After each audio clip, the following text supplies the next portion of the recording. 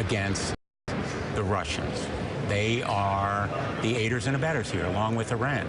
And increased sanctions need to be brought to bear. That's one of the lessons of the last few years, because Russia was involved in the agreement back in 2013 to eliminate those chemical agents, and Assad could not have launched this attack on his own people, atrocious, horrendous attacks, without the aiding and abetting from the Russians. Senator Richard Blumenthal, Senator, I've been given the heads up. You've got to get into that briefing. I will let you go. Please come back after the meeting and share what information you can, sir. Senator Blumenthal, thanks as always thanks always for your time.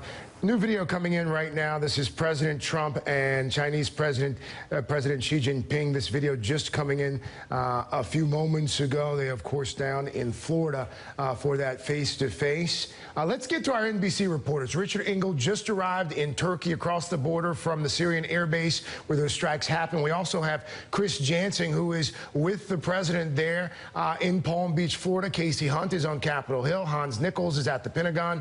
Richard Engel, our chief foreign correspondent, let's start with you, sir, in Turkey. You know the Assad regime very, very well. Will the strike have any measurable effect on their conduct in this war so far?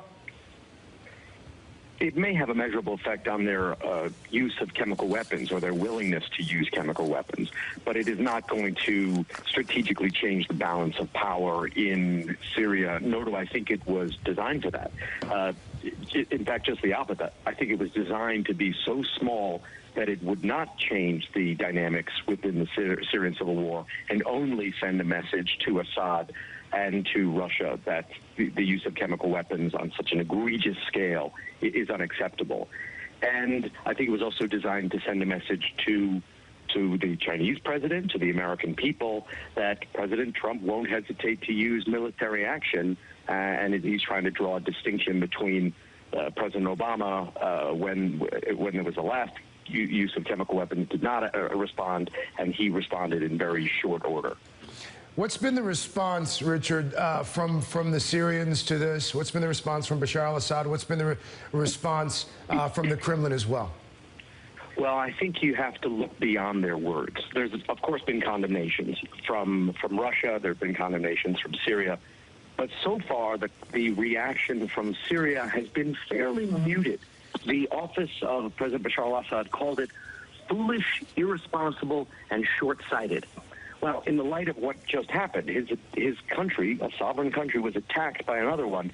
To call it foolish and short-sighted is a relatively mild response. And I think that, for the United States, is a good sign that Syria is not interested in escalating this further.